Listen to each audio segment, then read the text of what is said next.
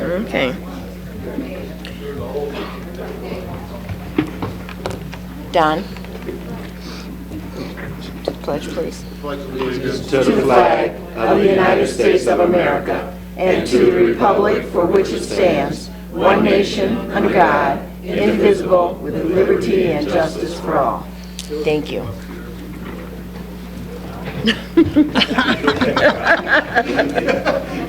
Jim. Hey, Jim. Come on up, man. Come on up. I got something for you. Okay. May I have the roll, please? Ferry. Brooks. Yeah. Frizzalone. Gould. Harris. Here. Markham. Mustis. Ogalla. Trainier. Van Dyne. Here. And Winfrey, you do have a quorum. Thank you.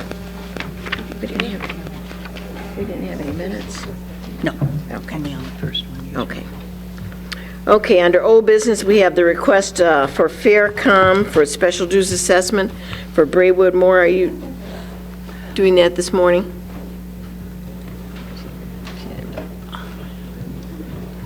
Repeat, I don't think she heard. Moore? I'm sorry. Faircom? Faircom? It was tabled at the last meeting. I don't know if they're ready. I know I haven't heard anything from you as far as the special dues assessment for Exelon. Do we have that one ready So- for this morning? I think if anything, we'll If probably not, just we'll leave table it on the it. table.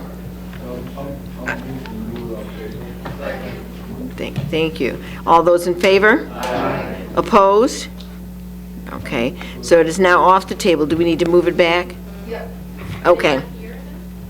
No, they're not ready for it.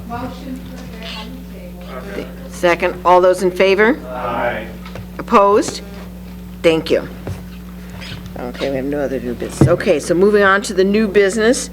Before we bring up Strand, our solar presentation, our clerk is here. Lauren, oh, there you are, yeah. He's going to speak to polling as it relates to, voting as it relates to COVID-19, sorry. Where do you want us? At the podium, please.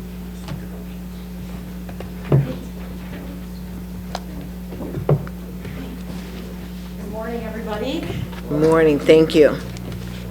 Chuck with me too. Chuck's actually been fielding most of the phone calls we've been receiving about the coronavirus. So obviously we have been hearing a lot about it.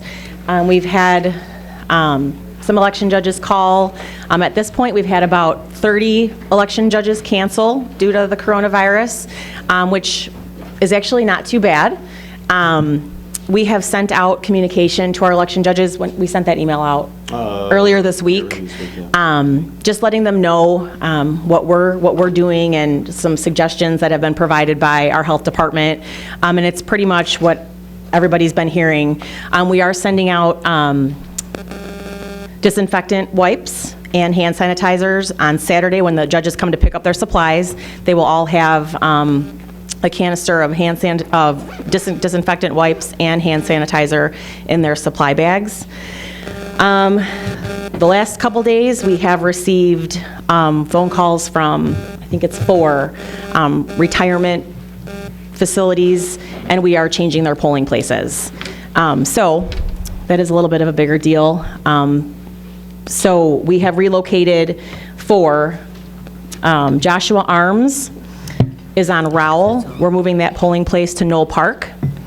Willow Falls and Crest Hill, we're moving that polling place to the city of Crest Hill. St. James Wellness Center in Crete, we're moving to the Crete Fire Station. And then we just heard from the Timbers in Shorewood this morning, so we are still working on a new location for their polling place. So those places are actual like retirement communities. Obviously, we're worried about the elderly that do live in there.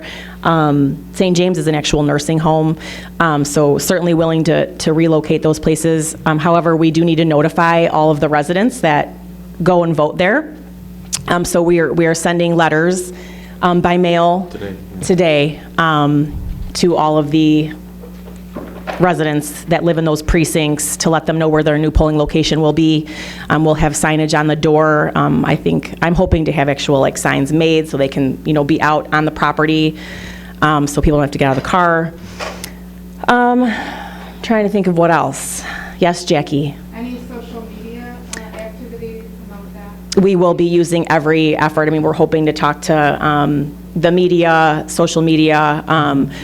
We're hoping that, we talked to, Steve Balich. He has a page to, let his residents, his, whoever he can reach know. We wanted to let you all know if, any of these places fall into your areas, or to just help spread the word, or if you're getting phone calls from constituents, to let them know. They can, certainly call us. They should be receiving a letter in the mail to let them know that their polling place is going to change. I'm not sure what else. So We're preparing a press release. We'll send out a press release to this afternoon. It should be noted that these are all very recent developments. All of them started yesterday afternoon, in the afternoon, and continued into the morning.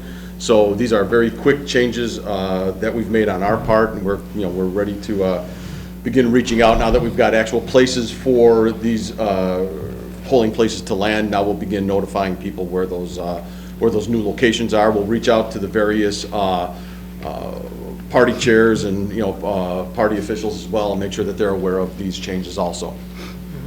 We have a question here, Jim? and then, we do early voting at Frankfurt Township, and so our folks have been out there for the last couple of weeks, and they're sanitizing as much as they can. But one of the things that struck me, and I asked them how it's going, they said, well, we're sanitizing the pens as much as we can. It would have been nice probably if we could have just had single use, those small pencils or inexpensive pens, and told them to keep the pen and move on. I'm just throwing it out, might be a little late now, but to do that. But that's the one area that's been a little tough, do you sanitize the pen every time somebody uses it? So just kind of maybe saying it would have been nice maybe, and I just thought of it myself, but then we could have got some inexpensive single, you can just tell them to keep the pencil. Keep the pencil. Obviously, we're following all the directives of public health officials, and we're kind of trying to make sure that we're covering all the bases as we go along. And the other thing is you go into the voting booths, do we literally have somebody, like every 3-4 uses, they have to go wipe it down? Yeah, we're instructing the election judges. We have instructed them to wipe down the tables, all the spaces, the voting booths as often as they can. All right, well, I say, I think even further guidelines, like for every 5 voters. Yeah, absolutely. That's what we're encouraging them to do. I think we'll have some communication with our field techs as well, who kind of oversee to help with that, help communicate with the voters as far as like, how many people are in the room at a time, and just things like that. So we're really taking every precaution that we can. okay, Amanda? I just wanted to, Right. I just wanted to ask if, are you going to be putting this on your webpage, the Will County Clerk? We can tell folks to go to that. It'll be right on the landing page. We sure will. Okay, that'll be perfect. Yep, we Thank sure you. will. Mimi?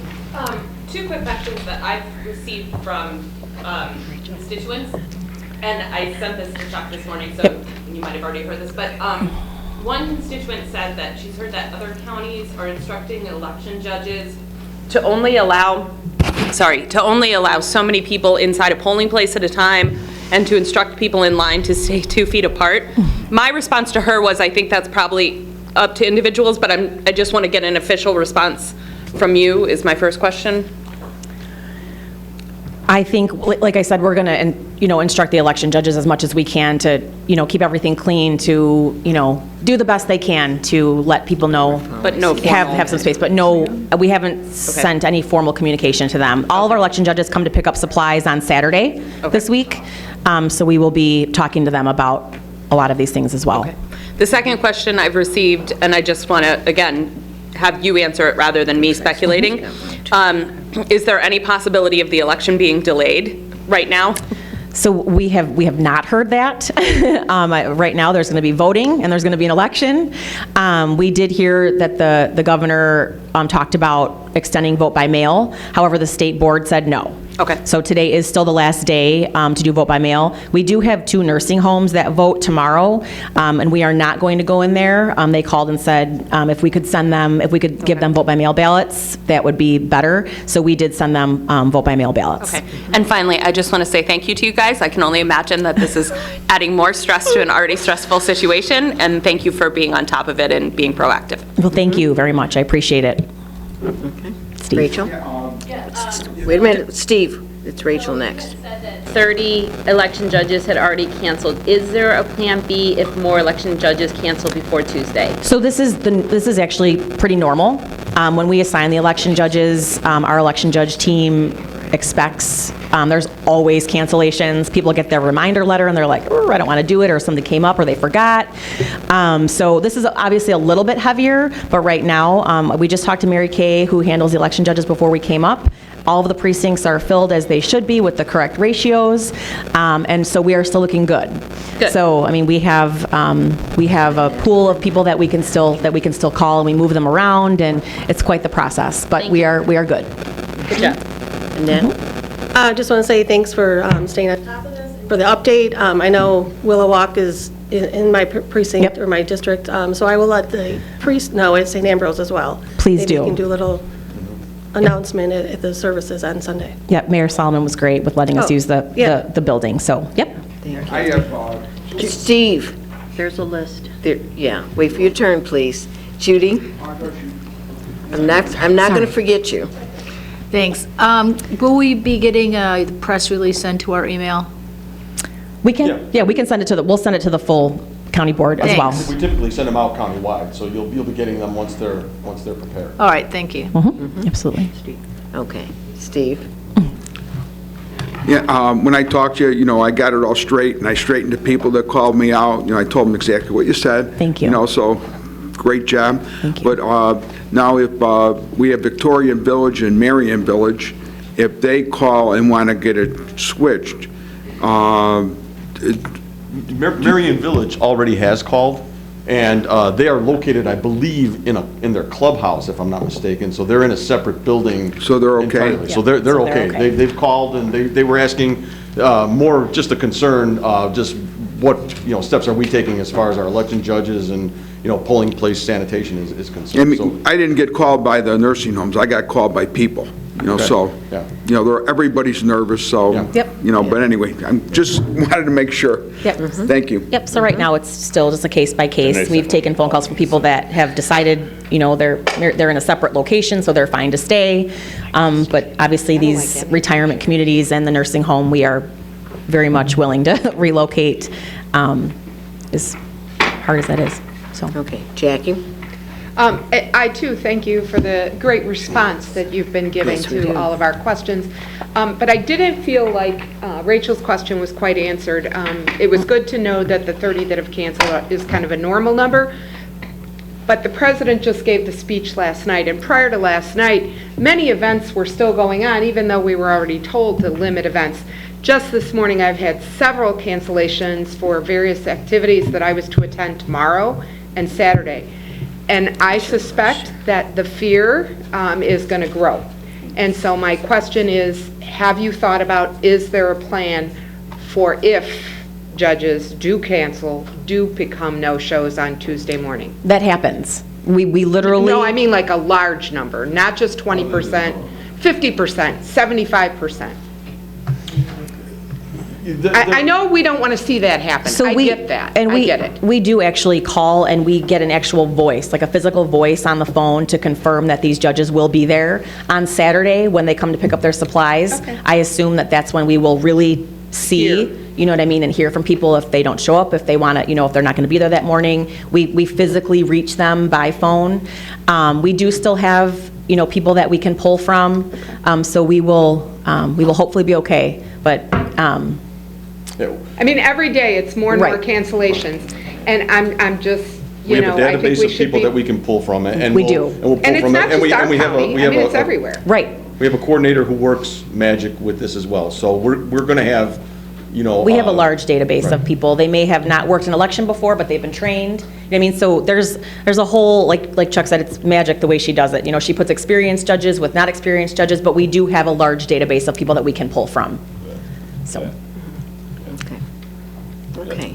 And then the other thing that is out there is a hotline for those of you who have further concerns, and that hotline number, with your disposable pencils, is 800-889-3931.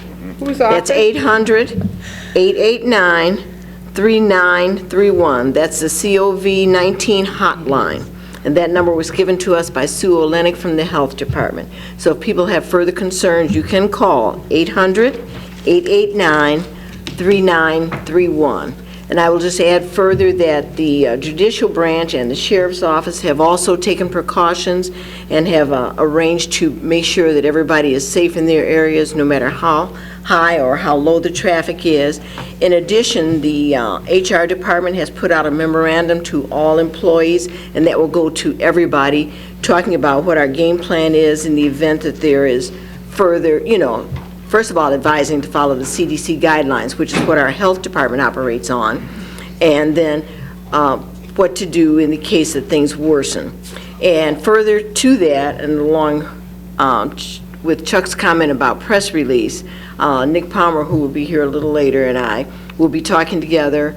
We are on phone with Larry, of course, and we will put together a press release that will go out to everybody, reminding people of what the guidelines are, what our Plan B will be, and we haven't decided that yet before you ask, but what the Plan B will be if we should need to close the building at all, how we will manage that, so people will have all the information as it develops. Other questions? Good. Okay. All right. Thank you, everybody, for your help, too, and getting the message out. I appreciate it. Thank you. Thanks. Yes, sir. Okay. So then we'll go into the new business, starting out with Strand Solar feasibility presentation. Didn't I see Dean and the Strand people back there? Yeah. I think that's Sean. Yeah.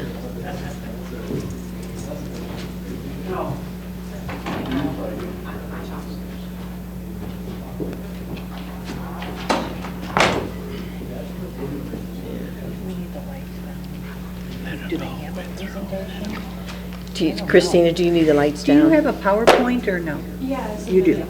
Okay, somebody is. Is there any way it connects on here? I or- don't think so. I think you're gonna have to it have has somebody be up over there. here. Up there? Okay.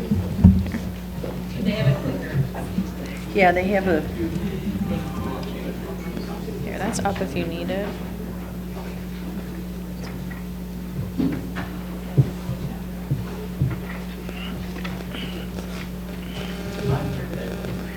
that's good. We usually leave these on, yeah. Don't mind it. I know. And it's like I get just the sniffles, just sniffles.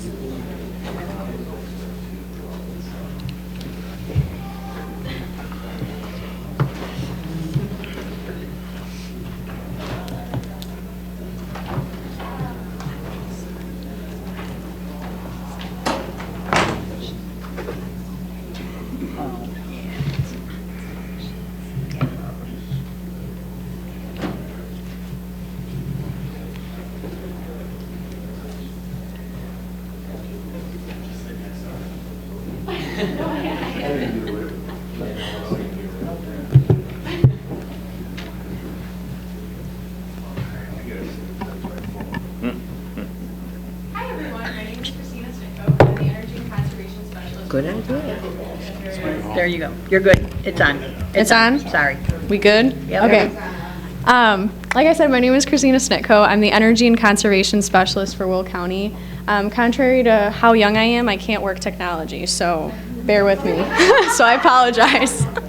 There goes the stereotype. So for the past almost year, starting of spring of 2019, we were doing feasibility studies for solar for some of the Will County buildings. We wanted to see if solar was a good option, whether we could do it, if we could, how much would it cost, how much would it offset our energy, and all those details. So this is our final presentation. We assessed 7 buildings.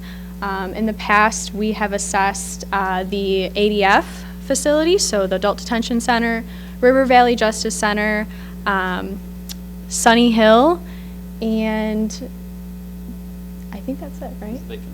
And then the parcel at the River Valley Justice Center. So what we did was we met with the facility maintenance people for each building that we chose to assess. We did structural analyses and electrical analyses and saw what we could do. After that, Sean and his team came out, they assessed the building, they did drawings, and then when they came back, they gave us a report to see what the studies were. So in the past, we already presented ADF, we presented River Valley Justice Center and Sunny Hill. So if you want data or statistics, just let me know, I can always send that over. But what Sean is here to present is the buildings the last 3 buildings that we assessed, which was the Department of Transportation in Joliet, the Department of Transportation in Crest Hill, and the Will County Public Safety Complex. So, as you can see at the top, that's all the buildings that we've assessed, and then the bottom are gonna be some of the new ones that we haven't assessed yet. So, I'll take it over to Sean. All right, thank you, everybody. So the final group of sites, as Christina mentioned, we have the Public Safety Complex, the SWAT Building, DOT Joliet Campus, and the DOT Crest Hill Campus. For the DOT Joliet Campus, we evaluated the Administration Building, the Maintenance Building, and then also a ground-mounted system. And with the exception of the DOT Crest Hill Campus, each facility has a new flat membrane roof. And we confirm those warranties will not be affected by installing a solar PV system. The DOT Crest Hill facility has a sloped metal roof, which isn't standing seam, so that gets into the installation a little bit, which I'll talk about. But that roof is also in good condition. The system sizes for these range from 35 kW DC, pretty small, to about 100 kW DC. These facilities are not included in the county's electrical energy procurement contract, so they have a higher electricity rate, and because of that, we're seeing a little better payback on each of these sites when compared to the last 2 groups. Seen about 8 to 7 years, up to 11, where the past groups were closer to the 13 or 14-year range. So the public safety complex and the SWAT building have a capacity for larger systems than we included in the summary, but due to electrical codes and some of the available space, we had to limit those sizes. So if upgrades are made, I know it's a new building, but if capacity expands in the electrical distribution system, there is space for those to increase. Because of the space available at the DOT facilities and their low energy usage, the systems at those facilities were reduced in the size that they could have been to meet ComEd's requirements for net metering. So then if the energy usage at any of those buildings increases, those system sizes can be increased as well to meet that extra usage. So those facilities are actually 100% annual offset of the energy usage. And an effort's been underway to change out all the lighting at the DOT facilities to LED. And obviously the public safety complex and the SWAT building are new, so they're all LED. So there's not a whole lot of efficiency projects that are going to reduce the usage at any of these sites. And another benefit of installing a PV system at DOT Joliet is that the electrical distribution equipment at the facility is original, so it's past its expected life of 35 or so years. And because of how simple the electrical distribution system is at those facilities, the cost of replacing the equipment could easily be included in a PV project, so you're kind of be able to save some money by including that work that would be in 2 separate projects into one project. So here's a visualization of the public safety complex in DOT Joliet. So you can see at the top left, there's a little bit of space left on the public safety complex. I think this would give you about a 35% annual energy usage offset. And then the SWAT building, which was really limited by the electrical distribution infrastructure. There's a lot of space there if that's ever changed in the future. At DOT Joliet, there's several different configurations that would be feasible. So we just presented two. One would be to do the entire offset using just the maintenance facility. There's plenty of space on the roof there. And the other one is using the admin building and a ground-mounted system, which the county staff kind of wanted because of its higher visibility to the public. And also ground-mounted systems tend to have a slightly higher production efficiency than a building-mounted would, or roof-mounted. So here's DOT Crest Hill. There's two buildings there. We didn't evaluate the one on the right, which is the cold storage building, because of its orientation and just the fact that we could get the offset we were looking for using the main building. So that main building does, as I said, have just a sloped metal roof. So the fasteners that are used to connect the PV racking to that roof actually penetrate the roof, but they are considered watertight. So I don't know that there's any plans in the future, near future, to replace that roof, but in the future a standing seam roof would be beneficial if you were thinking about installing a PV system on it. And then one other thing to note is there also is plenty of space to the right of these facilities if a ground-mounted system was desired. So this is just a summary of all the sites we looked at. I know it's a little hard to see up there, but so systems ranged from 35 kW DC up to 1.75 megawatts DC, which was the River Valley Justice Center vacant parcel. The estimated production efficiency for the majority of the sites is favorable due to their orientation. So we're able to get a north-south orientation on just about every facility. And that higher efficiency generally leads to a more favorable payback. The range of construction costs is about $80,000 for the small site, up to $3.3 million for the River Valley Justice Center vacant parcel, which was a lot bigger. But these could be reduced slightly by combining multiple sites into one bid event, so you usually get some economies of scale there. The estimated paybacks are generally grouped by facilities that are included in the low cost of procured energy, and then sites that are just through ComEd, all the energy. If these sites were added to that agreement, then their paybacks would generally be increased kind of in line with the other sites that are part of the agreement. For sites with less than 20-year payback, which was all but one site, which was the River Valley Justice Center roof, the range of net cash gained over 20 years is about $50,000 for the smallest site to about $1.5 million for the largest. The majority of sites we saw generating a net of about $200,000 to $500,000 within 20 years. So just to highlight a couple sites, each site we reviewed was viable, feasible for solar PV. The two that we and Christina felt kind of were the most worthy of highlighting were the, due to the shortest payback and higher electricity cost, was DOT Joliet. So that'd be a good, if you're looking to do smaller system to start out. It's got high visibility of the public. You're able to wrap in another project to avoid additional cost with something that is going to be needed to be done in the future. And then with the largest 20-year cash return due to its size, the River Valley Justice Center vacant parcel was kind of the most ideal large system, although it has the highest upfront cost. So then I'll give it back to Christina to talk about next steps. So the final steps now is we see what we can, generate what the cost would be for each building if we install solar. So I think the next important question would be, how are we going to fund it if we choose to proceed forward, and what buildings should we actually proceed to move forward if we would like to. There's many different incentives in Illinois due to wanting more clean energy. So the Illinois Adjustable Block Program currently is offering money, but it's filling up really fast. And that can reduce some of the upfront costs that we could pay, as well as through ComEd, right? Through the ComEd program as well. And that's it. You can, yeah, you can do both. Okay, are you finished, Christina? Okay, so we had Jackie first. Yep.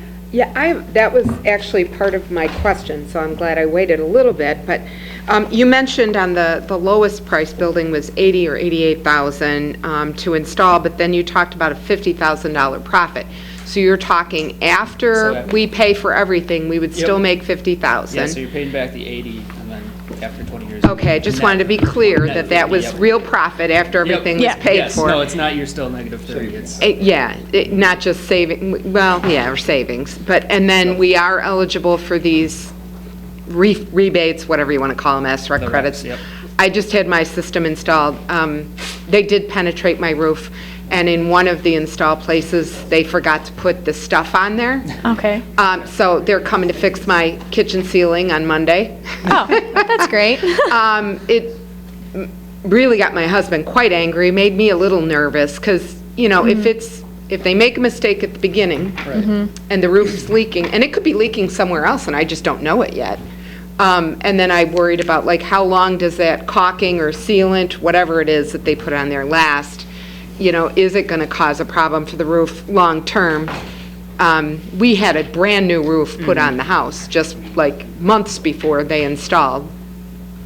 So, yeah, there's like a little worry, kind of nagging, little tickling. The contractor you get. Yeah, so. And then for the flat roofs, remember there's no penetrations in those roofs, so it just sits on top. Yeah, it would be a ballasted. So are those like the typical flat roofs where it's like got a membrane and then there's like insulation underneath? Yep. Okay. Very good. And yeah, I think that was my only question, just mainly the rebate part. I just figured since we're a government entity, we might not have been eligible.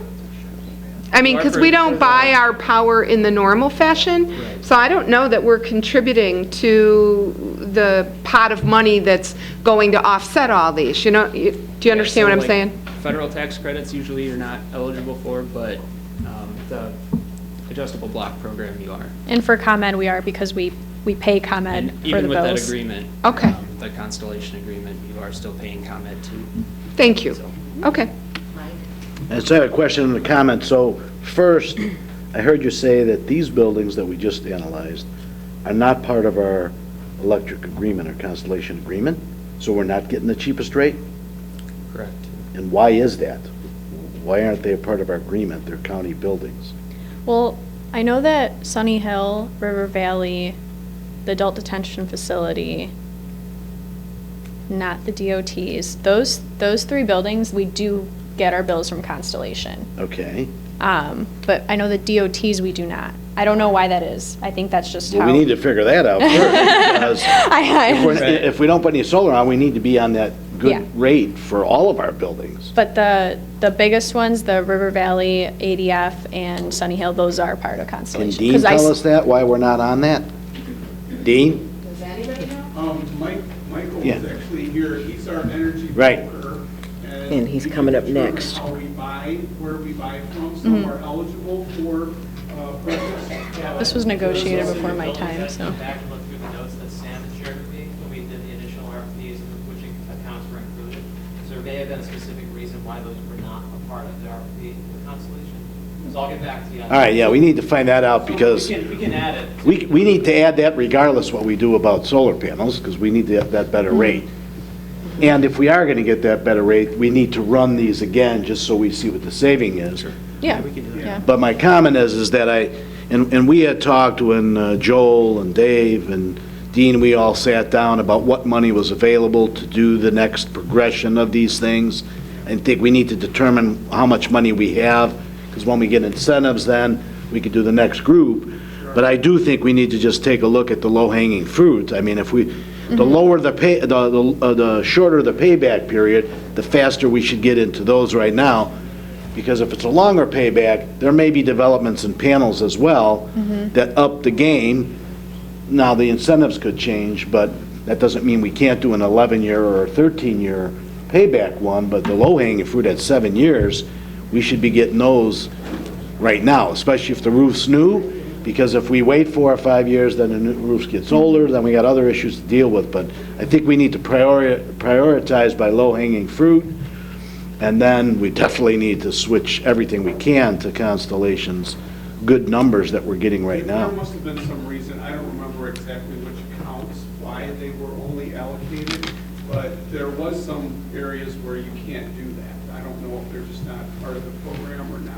I remember Sam telling me that. And But so, I didn't handle once we figure that out, we need to rerun this, because a For 7-year accurate one could wind up being a 10-year one, because it's got the good rate, and the one that has the bad rate will stay at maybe 8 years. So Well, we'd have to our rates- reprioritize. Our rates right now are so low on a lot of these buildings that in the past, many years ago, we tried to do a PPA, which basically is another way to get, buy back your own power Right. at a lower rate. But our rates, when they looked at them, are so low, PPAs don't make any sense. So in other words, you can let the company get the tax credits and then you get the benefit back on a lower rate. Right. But it doesn't benefit us. So these are all, if we buy the panels outright, we're the owner of the panels. Right, So understand. That's what they studied, not Okay. PPAs. No, I understand. Those rates were already too low. Yeah, but like I said, I We think will we look need to into do that. that portion first, because that changes this dynamic, and then we need to prioritize from there and say, okay, this one went to a 10-year, but this one's at a 7-year. Let's do the 7-year first and see how the money flows from rebates so we get back to do the next one, which was our plan when we talked about it originally. Should we bring like the low-hanging fruit ones to, say, Finance Committee for your consideration, just to review them more in depth? And We say, could- do you want to plan for next year's budget or whenever? Like, how do you want us to go Yeah, forward We with can- this, I guess? Have some direction on We- what you think is best. We can do that, and if you would, at that time, please, Dean, also bring the information about how we ended up not having some of the buildings in and some out. There may be perfectly valid reason, but if we could have that information as well as the picture of what it would be at the Finance Committee meeting. Mr. Harris, would you have that on your committee? Yes. Okay, thank you. So, yes, Okay, that would thank be you. good. Thanks. Are there any other questions? Other questions for Christina and Sean? Okay, thank you. Thank you. Thank you. Thank you. And following right behind them is Michael English with the bid results for renewable energy.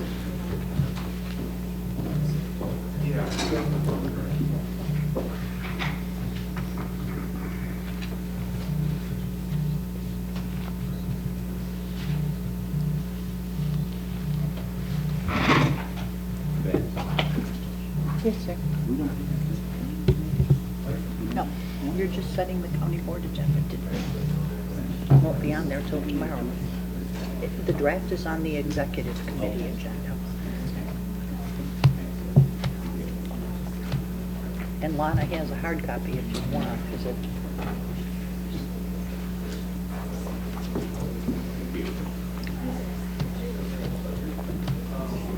I think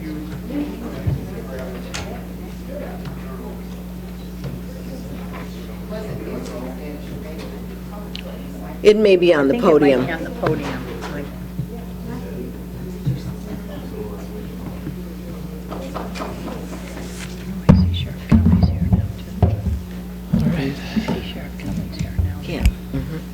Good morning, everybody. I talked to him in the hallway. So, the Will County Land Use Department and Dean's team had tasked us with exploring additional renewable electricity purchase options. In tandem with that, we also identified an opportunity, given the current market for commodities for natural gas, to reduce future natural gas costs for the county. So there's going to be two pieces to this presentation, and perhaps at the end of it, they're not mutually exclusive, but you can look at it as a means of, taking money from the lower gas costs to, for the investment to purchase additional renewable energy, or just act independently of one another. So this will cover just a quick synopsis of the current natural gas market. the opportunity that is in front of the county to reduce the cost for the facilities in the current agreement.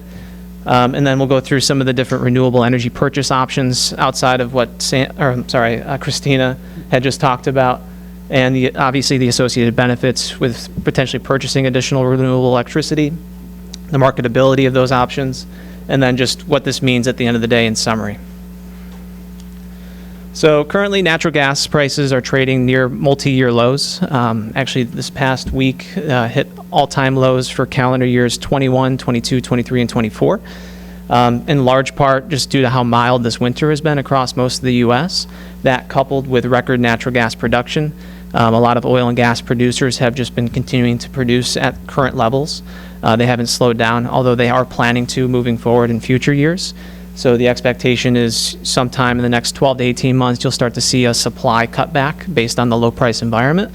But given the current supply and demand picture, we're at all-time lows for forward natural gas. So just given that, we started to do an RFP with suppliers in the marketplace and evaluate what potential lower cost options would be available for the county. This just kind of gives you a depiction as to what's going on with forward natural gas market. This is NYMEX natural gas. NYMEX is the national benchmark contract for wholesale natural gas prices.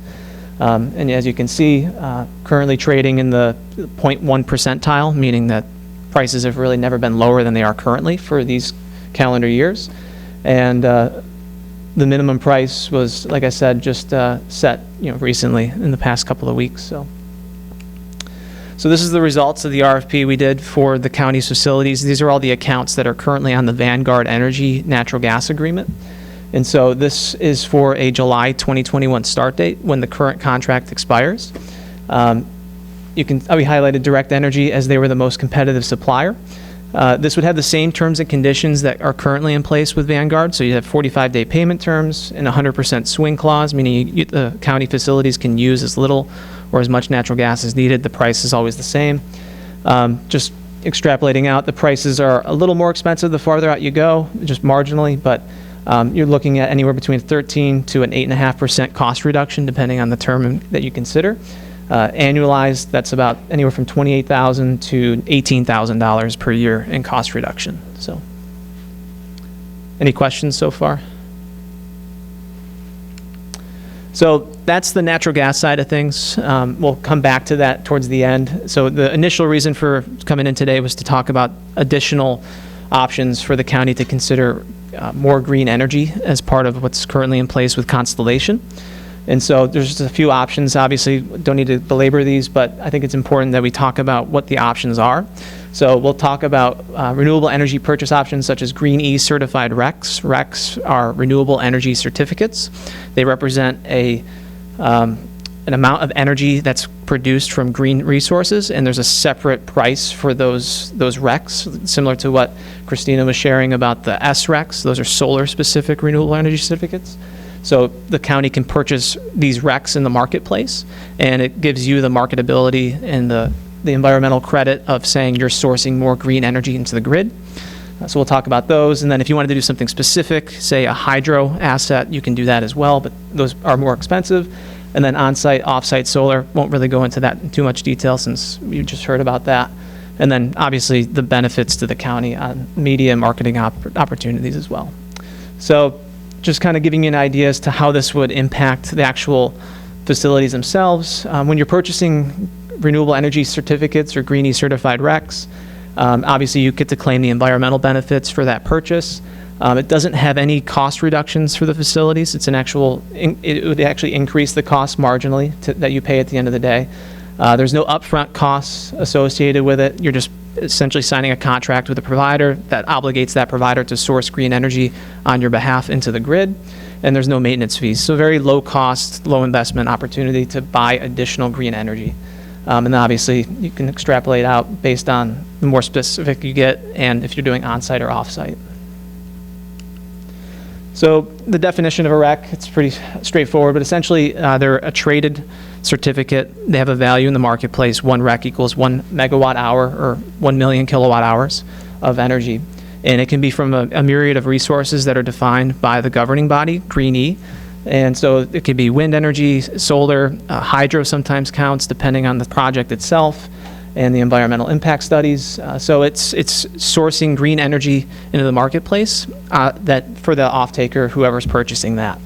And then you can do green power, which is what we did with the Constellation agreement, where you obligated Constellation to source 50% of your energy on that contract from renewable resources. So think about these as two independent ideas, where the green power option is what we did earlier with Constellation, and now we're talking about buying RECs for that remaining 50%.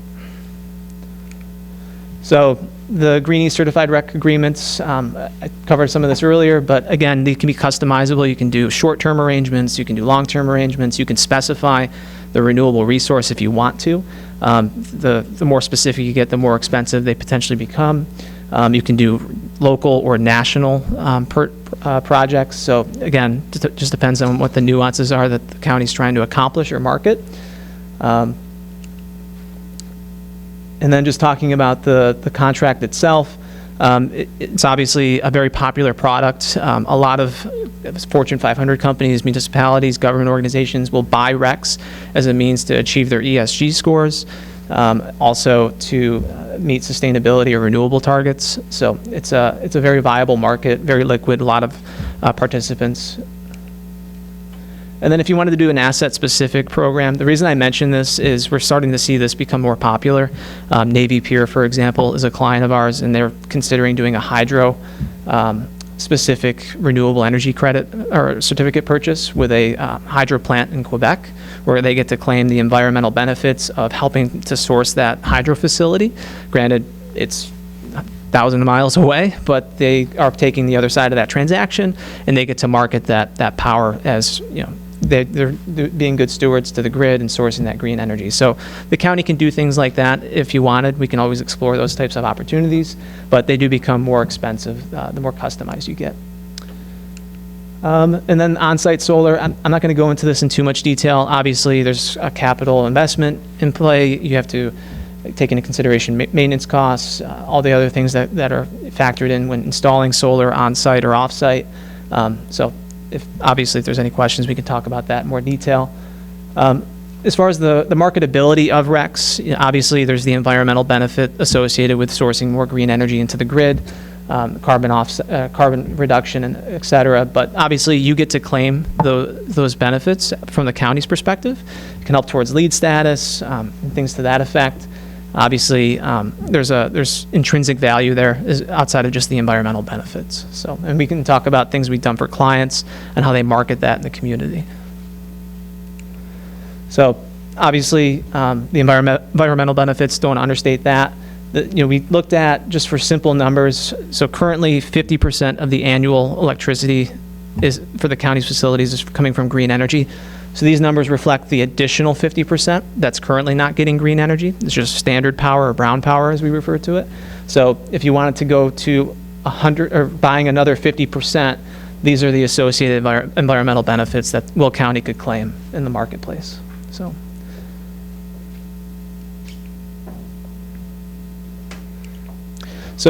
the cost of purchasing renewable energy certificates. The unit cost is, again, they trade as blocks of 1 megawatt hour equals 1 REC. So the unit cost for 1 REC that the county can purchase is 0.00095 cents per kilowatt hour. So just under 1 penny per kilowatt hour for 1 megawatt hour of green energy.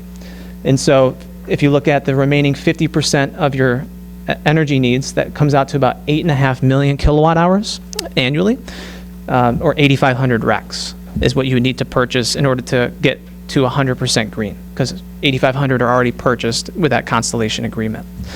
And so we priced these out to start July 2020. So the Cal 20 is just reflective of 6 months of time. Cal 21 is obviously all of 21, 22, 23.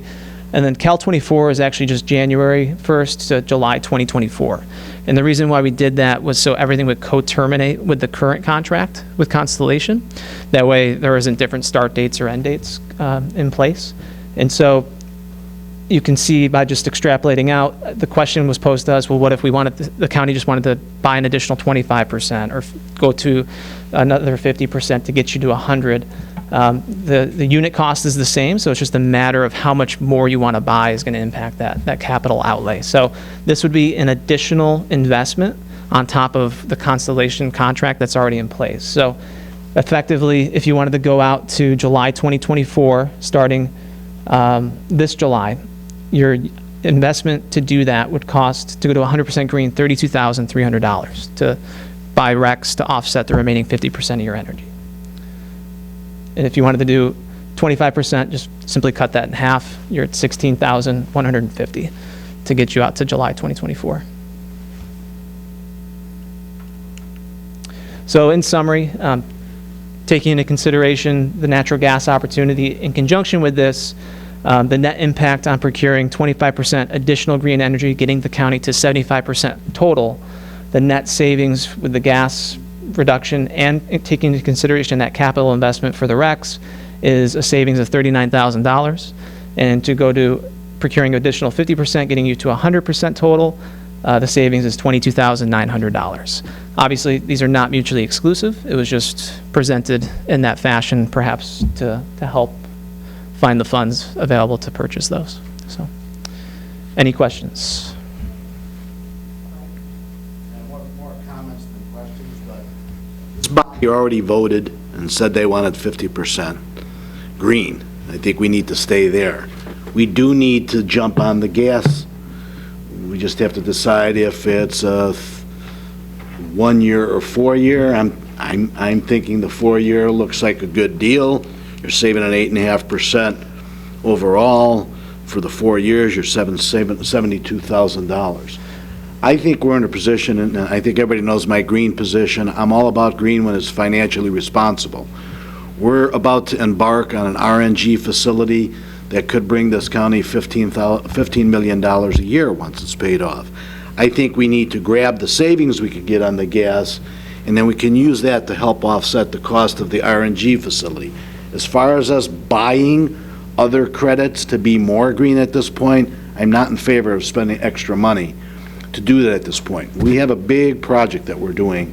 Let's get that underway, use some of the savings from the gas, and put that against our cost, rather than put it against buying more green credits. Kind of my feeling. Yes, so I totally disagree with Mike on the not buying the RECs. We do need to buy the RECs. That last slide, if you could bring that up again, you talked about financially, if it's in our financial favor. The net savings on those two entities, it's $39,000 and $22,000, right? Yeah, so if you wanted to go to 100% green by buying 50% more, right? Because you're currently at 50, if you do the natural gas procurement at the same time as that purchase for the RECs, your net savings will be $22,900. So we could move to 100% renewable energy for our county, save $22,934,000, and have lower energy costs going forward. Why would we not take this deal? You're not understanding the numbers then, because if we just do the gas and we go out to a 4-year plan, we save $74,000. If we bought the RECs, we're only going to save $22,000. Which is still a savings and moves us to 100% renewable energy. But we have a big project that we're doing that's going to cost us 30. Yeah, well, you're trying to put the gas and the electric together. I'm trying to put our gas RNG facility as part of the mix, along with our solar.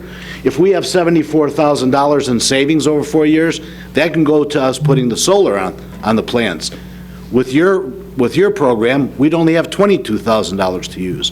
I'm looking at us getting the most money savings right now, so we can do the other things that we want to do here, like solar and like build the RNG facility. It seems to me more like you are blocking the fact that we could move to renewable energies, which would create jobs in our area. It would No, it won't. No, yeah, you're not buying it for credits here. Right. No, I understand that. But the state of Illinois, when we buy these credits, it encourages solar and wind projects here. And we've had IBEW talk to us, we've had ASME talk to us that this would create jobs in Illinois. Yes, it would. And so To your point, these would be national recs. Okay. So it's tough to make that direct connection that this purchase would, incentivize local development.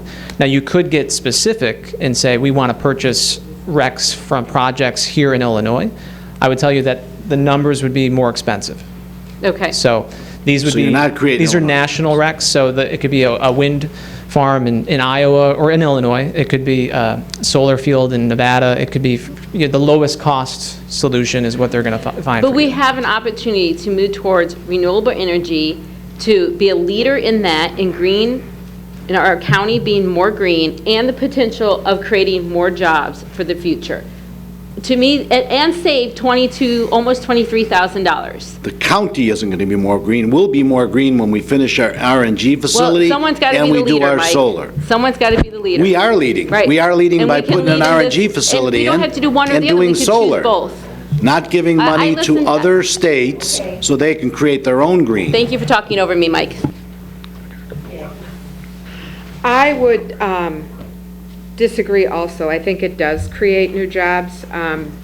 The Soul Smart Solarized Chicago program was so busy this year, they couldn't, or last year, they couldn't get my solar installed, and I went to one of the first presentations that they had and signed the contract within a few days, and they couldn't get my project installed by the end of the year. And this was a mild winter, so weather wasn't really the issue. It does create jobs. There are more jobs being created, and by the county setting an example, using the marketing techniques, the media that was mentioned by the presenter, I think we're incentivizing people throughout Illinois, and it definitely nearby, to look at solar.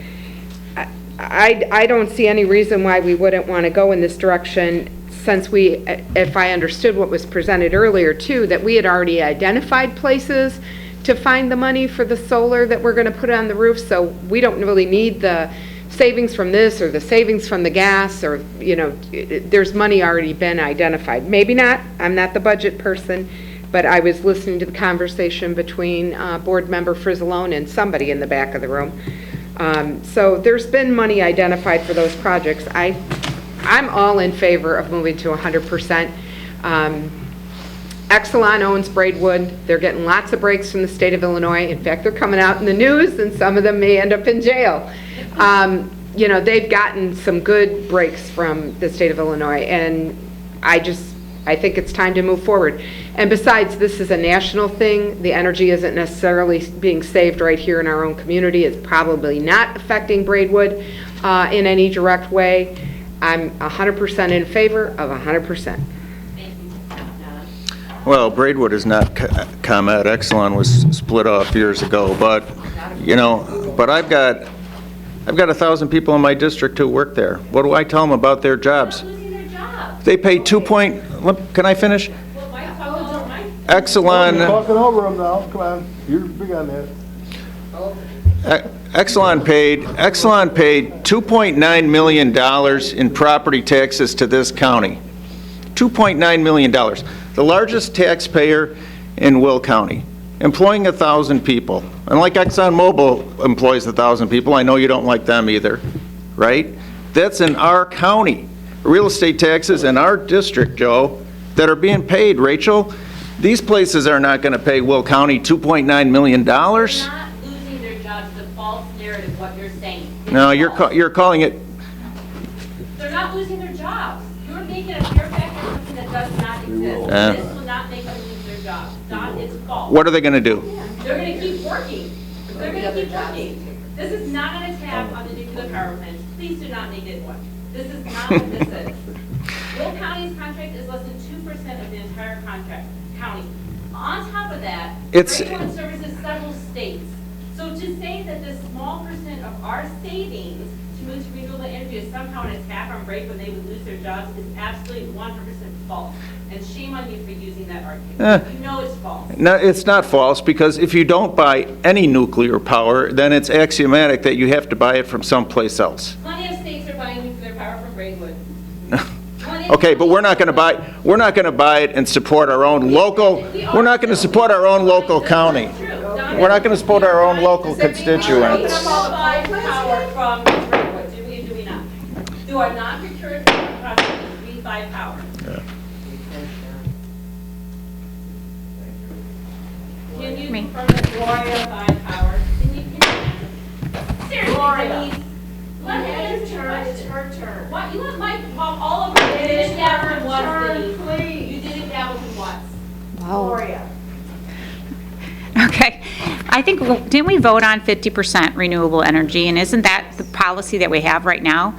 So I think we need to abide by the policy in which we have and make our suggestions and our purchases based on the policy we have. And if we so vote or change that policy in the future, then we can work on that. But right now, 100% is not our policy, and I think we need to work on issues or procuring at the best rate so that we can pay other things and look at the dollars that we have as a whole pot and make sure that we are doing the best for our residents and their tax dollars. I do not agree with going 100%. I think sometimes, yes, it makes a good soundbite and makes it good, but I think we have to look at the bigger picture and everything that we do. Thank you. Other questions? Other questions? You have to answer the question about other. Now, Ms. Ventura, you have a question. Go ahead. Can you please confirm that our non-procured energy contracts that we have still buy from Braidwood and the nuclear power plants? So the way the grid works essentially is the power for the facility here is coming from the closest resource. What you've done with Constellation is you've obligated them to source 50% of the electricity that you guys consume annually from renewable resources into the grid. Constellation could be buying that same idea through these RECs, through a national wind farm in Iowa or West Texas for that matter. So the nuclear power from Braidwood is most likely still coming to the facilities locally.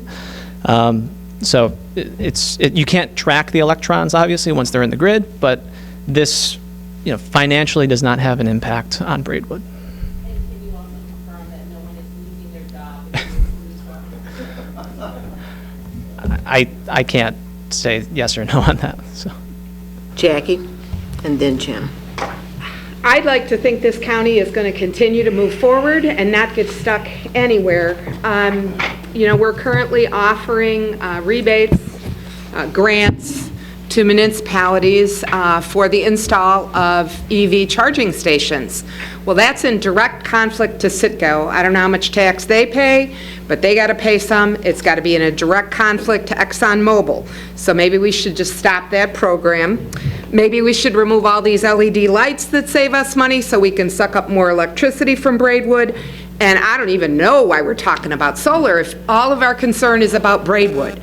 Our job should be about people and our planet, and renewable energy is the right direction to go in. Apparently they're even having trouble offloading gas and oil in Saudi Arabia because they just dumped a whole bunch on the market and lowered the price, as we talked about in our earlier meeting this morning. Let's get rid of our green roof. Seriously, if all of our loyalty is to Braidwood and trying to get as much energy directly from Braidwood as we can, we've done everything in this county so far to not do that. And I just think we need to move forward. We need to look forward. We shouldn't stay stuck. Yes, we made a decision to do 50%, but there was a lot of debate at the time and discussion about 100% at that point. And we waited so long, apparently it got more expensive, and we talked about it again, and they said, the spring is the time to rebid or relook at this, and that was why it was brought forward today. There was never any moratorium put on it that said, oh, we said 50% and that's it for life. That's just not, that isn't real. So I'm still in support, just wanted to add more information. Jim, followed by Judy. This county has gone forward with renewable energy in a pretty significant way. There was a decision made when we went to this contract to go 50% renewable. And the plan was we were going to move forward with our own initiatives, which were solar primarily, and look at some other. And I know that some of you were not happy with that. You wanted to be 100% renewable. So now you want to reopen what we decided, in my opinion. And I think when you go on and on about our nuclear power plant, it's a little bit of an overstatement, maybe on both sides. I think we should stay the course. We had a plan. You want to change the plan because you didn't like what the board decided, perhaps some of you. And the plan was we were going to 50% renewable. I don't think the fact that, and we talked about renewables and clean energy. You just don't like, some people don't like clean energy, only renewable energy. But there is clean energy too, which is natural gas and nuclear primarily. Well, nuclear is clean. There's other environmental things though that, in my opinion, don't make it very clean. And gas is relatively clean, even though it's not renewable. So when you look at the fact that we're looking at clean energies, renewable energies, for example, when we start our gas plant, that will be clean energy. It's not I guess it's a form of renewable energy as long as the garbage keeps decomposing, and creating the methane. But, you know, let's stay the course. We had a plan. The plan was that we were going to stay 50%. We were going to go look at our own initiatives with solar, and we have looked at what's the stuff that comes out of the ground? Thermal. Yeah, we've looked at that. For those of you who don't know, we have looked at that also. You probably never heard it because most of that discussion was done years ago at the Public Building Commission. So let's stay with our plan. Let's stay with our plan. This is nothing more than an attempt to change the plan that maybe some of you just didn't care for. So that's it. Questions or comments? Oh, Mike. So I just think we need to move forward on this gas deal because we can save $72,000 if we do a four-year plan. And Mike's still going to check into why we don't have our other buildings on the Constellation, and then we can make a determination how we go on the solar. So I do think we need to move forward, though, on saving the gas. Regardless of what else we do, that saves us up to $72,000 over that four-year period. Rachel? I would ask that this board consider moving both of these contracts forward to the full county board to vote. And give the ability to the full county board to make a decision what they decide is best, what savings is best for this county, and what direction this county would like to go in. Thank you. Okay. Other questions or comments? Okay. Steve? I just have a question. I'm hearing Mike say that we're going to get 72,000, and Rachel's saying we'll get 22,000. So that's like $50,000 better if you do what Mike said. So I'm not a genius on this stuff, but I got solar panels because I figured it out that it was worthwhile, so I did it.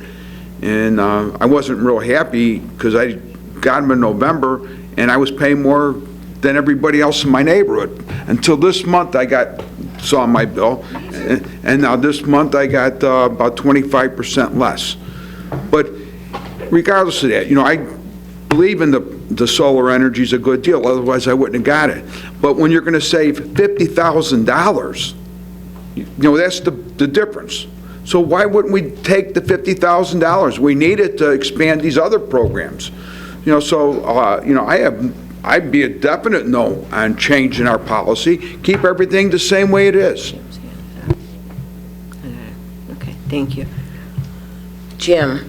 You know, the only other thing I wanted to say is buying RENs, and I'm not so sure how many governmental how much local government buys RENs. They're issued by the federal government to incentivize renewable energy. But I don't know if, you know, buying RENs doesn't make us clean. It does not. It makes somebody else clean. Maybe it puts more clean energy on the grid. But it doesn't mean that comes locally. So, you know, buying RENs is this, you know, if you think that that's making our county clean energy, it is not. It's smoke and mirrors, and I don't think we should be buying RENs. We should be doing initiatives that actually make Will County clean and renewable energy. And buying RENs is just a feel-good thing, as far as I'm concerned, for the county, as far as the county goes, being actually renewable. All it does is put more renewable energy and go anywhere, including to Canada. So, so having said that, I'm going to make a motion, if I may.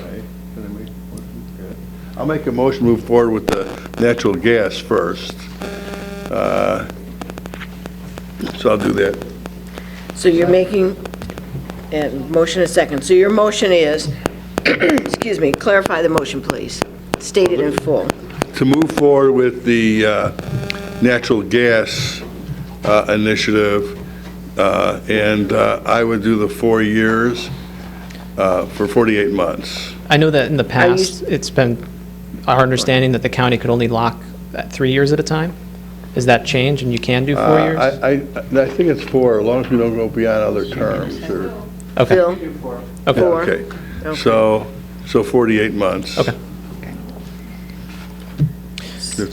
So the motion then is to move forward with the natural gas portion for the next 4 years at the rate stated. And you second. All those in favor? I'd like to make an amendment to include the buying of the rents.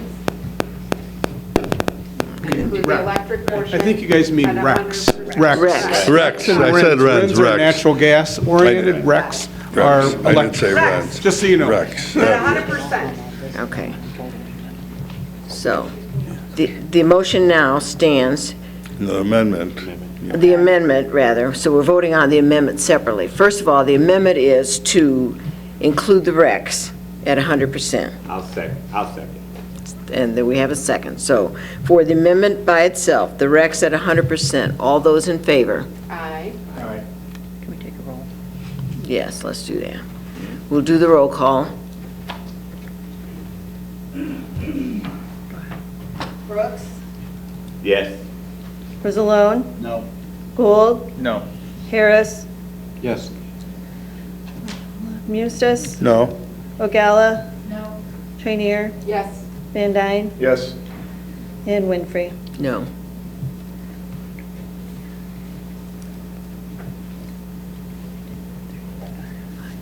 I have 4 affirmative, 5 negative. Motion Okay. passed. So then to the original motion, which was to go forward with the natural gas. There was a motion and a second. All those in favor? Aye. That didn't sound like all of us. Would you like to Yeah, roll let's call? do the roll. Brooks? Yes. Frizzalone? Yes. Gould? Yes. Harris? Yes. Markham? I'm sorry. Mustis? Yes. Ogalla? Yes. Trainier? Yes. Van Dyne? Yes. And Winfrey? Yes. Motion has been approved. Okay. Okay, so Forward then, to the full board. so that goes forward to the full board.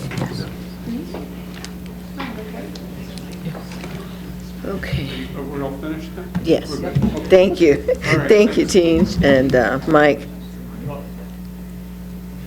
Okay. Okay, next up, Dean, this is still you. Authorizing the county executive to execute a professional services contract with SCS Energy for the Prairie View landfill gas upgrading EPC system build. Dean? Dean? Dean. SCS. Authorizing, Okay, Do you need, I can't really give you much because the state's attorney's office, they've had it for about a week or so, and I've heard nothing back. I know they're going through a huge IT thing, but I've sent numerous emails trying to make sure I got some feedback, but I have no feedback. yeah. Are you As saying of that right now. Dean, are you saying that we are not ready to move this forward to the county executive's office? I don't know. I mean, Phil's here. I would move it forward. We'll get a review before the... Okay. Okay. Thank you, Phil. Okay. Second. All those in favor? Aye. Any opposed? Okay, thank you. Okay, authorizing grant funds in the Health Department 2020 budget. All in favor? Aye. Opposed? appropriating grant funds in the Veterans Assistance Commission. All in favor? Aye. Opposed? Transferring appropriations within various county budgets. This is our annual thing. All in favor? Aye. Opposed? Authorizing county executive to execute necessary documents for delinquent taxes. All in favor? Aye. Any opposed? Authorizing county executive, that's a repeat, amend the county code ordinances, Chapter 110, alcoholic beverages. This is the Guzman property. They did comply with all the requests from land use. So this is to question. I'm on land use, but I think I was late to the meeting because legislative went longer. And I would really appreciate just a little bit more explanation. This is an ag license that they're getting? Is that right? Like ag for our, Like recreational? recreation, yes, Yeah. agriculture, Okay. yes. That, I guess that's all I really needed to That was it. confirm. Okay. Because we don't have any licenses available, ever. So Right. this is always So like this is- a big thing. Right, so this would be granting the license for them. And there were, Was approved in January. right, the zoning was approved in January, and they have met all the conditions set forth by land use. And so we're asking to grant the license. All in favor? Aye. Any opposed? Okay. No, wait, we don't have a motion. You want more booze in your district? Oh, we don't have a motion in a second, sorry. Motion. Second. All in favor? Aye. Opposed? Okay. Awarding bid for the data center. All in favor? Aye. Any opposed? Okay. Voiding the bid for emergency systems upgrades at the health center. All in favor? Aye. Opposed? Okay. Authorizing county executive to execute an intergovernmental agreement with Braceville Fire Protection. For all in favor? Aye. Any opposed? County executive execute an intergovernmental agreement with Salina Township Fire Protection. All in favor? Aye. Any opposed? Authorizing an operating agreement with Quest Foods for, this is be for the courthouse. All in favor? Aye. Opposed. Now, the next four all go together. This is on the FF&E, that's furniture, fixtures, and equipment for the courthouse. So we have a contract with Interior Investments. Second. All in favor? Aye. Any opposed? We have Midwest Office Interior. Move. Second. All in favor? Aye. Any, An abstention on that? okay. Any opposed? Okay. And then we have Interior for Businesses. Second. All in favor? Aye. Any opposed? And the last one being Bradford Systems. Move. Second. All in favor? Aye. Any opposed? Okay. Then we have an additional item, contract to Krug for executive and jury seating. This needed to be separate from the others. We want to add that so that we can take that to the full board next. Krug Incorporated, that's for executives, basically your judges, and jury seating, and we need to add that onto here. Right, so that it would go forward for next week. Yeah. Second, all in favor? Aye. Any opposed? Okay. And Ray had brought up last week about a discussion of setting salaries for elected officials, so we'll leave that on for discussion if someone has something now. When he had talked with me, within just a minute, Ken, when he had talked with me, his interest would be in getting an outside firm to look at it overall, rather than just us getting reviews from collar counties. So, Ken, you had something to add to that? Yes, I recently went to our village board meeting and spoke on behalf of salary for elected officials, in particular the mayor's salary and the proposal they have in front of us. My comments was more in line with the expectations of elected officials. Regardless of the salary, we're still expected to perform certain duties, show up for meetings, represent the county, and be there for your constituents. Those expectations will remain the same regardless of a salary. But sometimes the salary is needed. I mean, we treat these jobs as full-time jobs. We should always treat them as full-time jobs, whether you're getting a salary or not. But the salaries for most of these jobs haven't been increased, I think about 15 years, since about 2008. The sheriff, for instance, their current salary is $110,000. A lieutenant makes about $130,000. The average salary for the other color counties is $152,000. So had he been, the sheriff's position, for instance, been given a raise, let's say 2% over the years, he'd be about $145,000 to $150,000. So at minimum, I think the sheriff's salary should be at least $145,000. I mean, the population is increasing, infrastructure is increasing, more responsibility is coming upon the sheriff, and they are our top cop. The circuit clerk making $93,000. The average for the other counties is $122,000. The county clerks $93,000. The average is $114,000. As far as the county board, I mean, I think our speaker, Jim probably can attest to that. They have a lot of responsibility that they do and should do. They need to represent our county. They need to run for NACO board. They need to be our leader. And same as our majority and minorities. So a salary for a speaker should be at least $35,000 and 20% more than the county board members.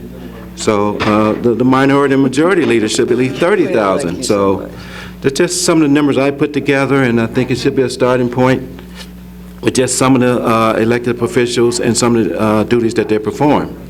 So that's all I had. Okay, thank you. And this is just down for discussion, coming right to you, Jim. So, and I know that Ray wasn't able to be here today, but he wanted to talk further on it as well. Jim? I'm not in favor of increases, and I say that knowing that there's not been increases for a number of years. But some of the elected officials, they're new in those positions, countywide elected. They knew what the salaries were. I mean, when you say, well, they haven't got, well, should we give the person who's there now the money the guy didn't get down from down the road? No, I don't think so. So when you look at increases of 20, 25, 30% for elected officials, I think it's totally out of line. And as far as the county board goes, let me say this. The state of Illinois passed legislation saying that you don't even work part-time. So, and I believe the majority of county board members then, many who are here now, didn't want to fill it out, their hours. They weren't going to allow new county board members ever to participate, saying you don't work 20 hours a week or 15 hours a week. So, based on that, how do you say county board members should get more money? Now I agree, the speaker and the minority and majority leader, they put in a lot more time in. I can tell you that when I was speaker for many years, it was a full-time job.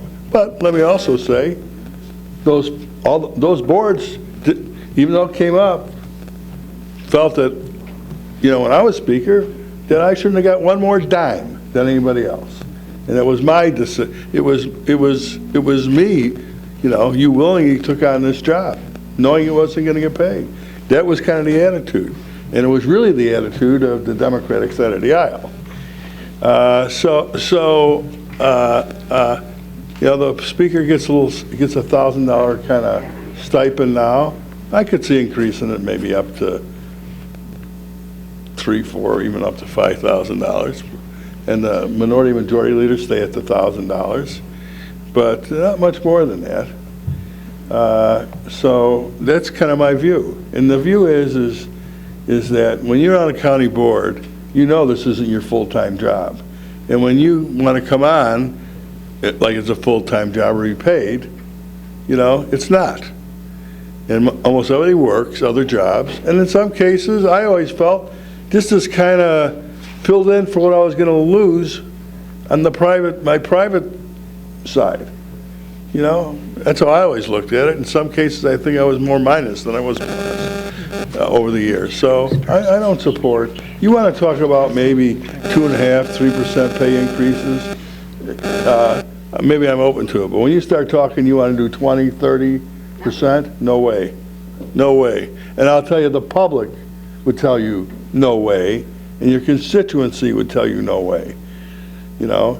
And you see this pending legislation to say these our countywide elected officials, many who get stipends from the state of Illinois, now have to be listed on the, I mean, it hasn't passed, but they want to say it has to be listed on.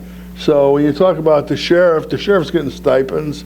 I think the clerk gets stipends, the circuit clerk gets stipends, the auditor gets a stipend. I don't know how much they are. Some are, I think, pretty significant, but include those also, you know.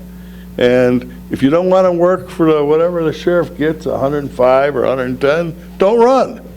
You don't want $23,000 as a county board member? Don't run. That's what it pays. You want to increase the pool of people who can run? Then you increase the salaries, you know, because it does limit who can run, I think. But anyway, should I get off the soapbox now, Herb? And let me get on. Jackie, Mimi, I don't agree with the former speaker. I just saw that in our earlier meeting with the Forest Preserve that we gave raises to those people on the police, and we bumped them up, even people that were brand new to the position, because they had unionized. The salary should be set objectively based on the work, and if it wasn't my will to call in a consultant or a contractor to, you know, pay them to figure out what our salaries should be. But I'm going to be in favor of that because I think somebody objective needs to look at this, not us. So that would be my thought about the whole thing. And I'll stick with what I said before, that once we do look at this and we make a determination this time around, there should be some cost of living raises built into this so that people don't have to keep revisiting. Because, you know, maybe, Jim, when you first took office, this salary could have been looked at 30 years ago as a replacement for your time off, but 30 years have gone by and lots of people have gotten raises over those 30 years, and this salary has not kept up with that. And so therefore, you're not being compensated for the time you would have spent on your other job. Let me point out, 30 years ago, these countywide officials were making $40,000 a year, $38,000 a year. Their salary is more than doubled. I can tell you in my last job, from the day that I started there till the day that I ended, my salary went up 800%, and I was there for 22 years. So, you know, doing one different job from my initial job to my next job. And, you know, so there's a lot of things to look at. And as far as the state of Illinois and Springfield, we all know how most people feel about Springfield in this room. And I'm not going to say anything derogatory or be sarcastic as you were. But I will say there are 102 counties in this state. They all compensate their board members at different rates. So to say that, you know, maybe somebody that works in Putnam County only works part-time, I would agree with that. I don't believe that that's the case in Will County any longer, and I don't think that'll be the case going forward. I appreciate Mr. Mustis's point that it's always been done a certain way, and he'd like to continue doing it the way it's always been done. But I think we have to look at the changing nature of the county as well. The county is different than it was 20 years ago, 30 years ago. And Jim, I would say that the last point you made, while you were kind of laughing about it, is the most pertinent to me. That if we want to expand the pool of who's interested in running for these positions, sure, then we raise the salary. And that right now there's a lot of people, myself included, who struggle to find work that they can fit around this schedule. The vast majority of jobs I could get, barring waitressing, frankly, would disallow me from being on this board.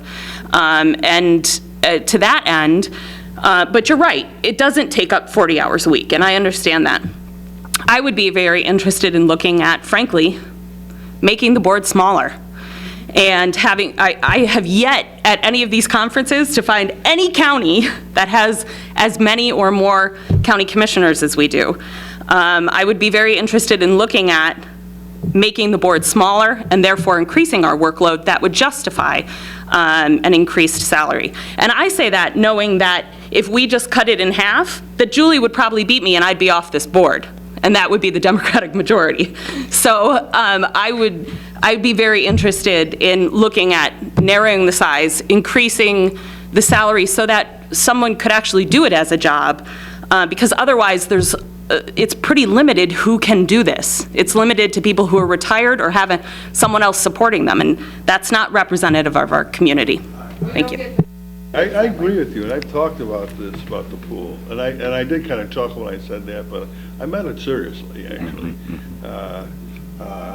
But don't you think that should be decided before you set the salary? Yeah. I mean, you have to decide, as far as the county board goes, you'd have to decide the size of the county board And then. prior to setting the salary. We have a perfect opportunity coming up because we're coming up to the census and that means redistricting. So you could read Okay. this right out of existence. First of all, Mimi, if you reduce the board, that means Denise will win and I would lose. Because I would have to vote for her. You could go in different districts, you know?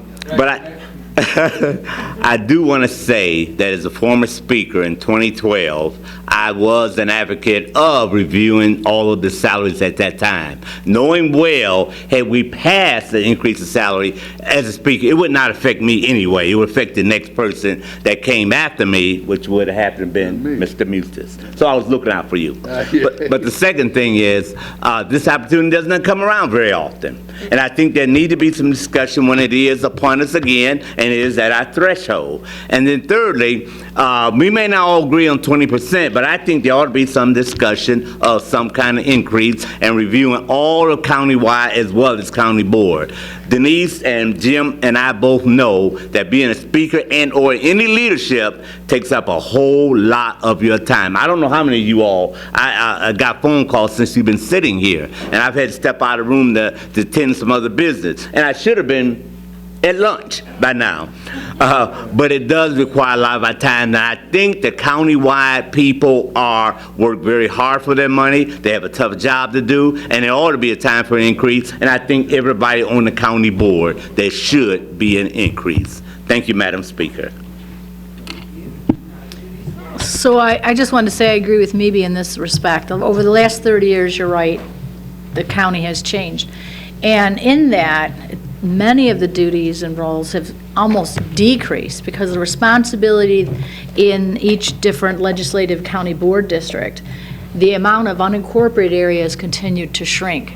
So there are some representatives on this board that do not have much unincorporated at all, and others who still have the significant amount of area that is unincorporated. So you have to balance that out. So I think for my area, I get calls all the time, and I think somebody who lives in a more incorporated area with just municipality, you get less calls because you're not dealing with the same issues that I am.